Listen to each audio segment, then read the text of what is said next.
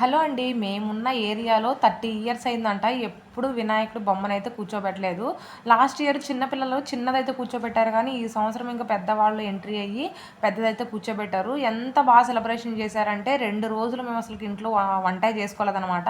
2 రోజులు టిఫిను ఇంకా భోజనాలైతే పెట్టారు. మేమింకా టైమ్ టు టైమ్ ఇంట్లో పూజ చేసుకోవడము, ఉదయము, సాయంత్రము పంతులొచ్చే టయానికి ఉదయం 9 గంటలకి, సాయంత్రము 6 గంటలకల్లా పంతులొచ్చే టయానికి ఇంట్లో పూజ చేసేసుకోవడము, టయానికి రావడము, అందరం కూర్చోవడము, ఇంకా ముచ్చట్లేసుకోవడం, పూజ కంప్లీట్ అయిన తర్వాత ఇంకా ప్రసాదాలు అందరికి ఇచ్చేయడము, మేము తినడము, ఇంకా అక్కడ భోజనాలు ఏర్పాటు చేస్తారు కాబట్టి ఇంక అక్కడే ఉండిపోయామన్నమాట. ఆ 3 రోజులు ఎంత ఎంజాయ్ చేశామంటే చాలా బాగా ఎంజాయ్ చేశాము.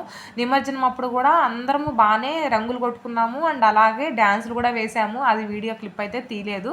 ఇంకా ఫైనల్లీ ఇంకా ఫస్ట్ రోజు అయితే కంప్లీట్ అయిపోయింది. అయిపోయిన తర్వాత మేము ఇంకా నైటు 8 గంటలకి ఇంకా అన్ని బొమ్మలు చూసి వద్దామని చెప్పేసి నేను ఇంకా మా ఇంటి దగ్గర మా చుట్టాలు ఇంకా అందరం కలిసి వెళ్ళామన్నమాట. ఇదేమో మాదే, ఇదేమో వేరే చోట అనమాట. మొత్తము అక్కడక్కడ చూసి వచ్చాము. ఒక 5 బొమ్మలేమో చూసి వచ్చాము.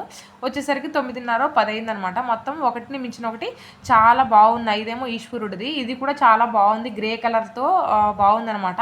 అయితే మేము ఫుల్గా తినేసి వెళ్ళాము. అక్కడికి వెళ్తే ఎక్కడికి వెళ్ళినా కానీ ఇంకా ప్రసాదం ఇస్తూ ఉన్నారు. మేము ఇంకా తీసుకొని తినలేక పడేయలేక అసలుకి చాలా ఇబ్బంది పడ్డామన్నమాట. ఇంకా లాస్ట్లో ఇది నిమజ్జనం రోజు మొత్తం ఆడవాళ్ళం మొత్తం తీర్చుకున్నాము. వీడియో నచ్చితే ఒక లైక్ చేయండి.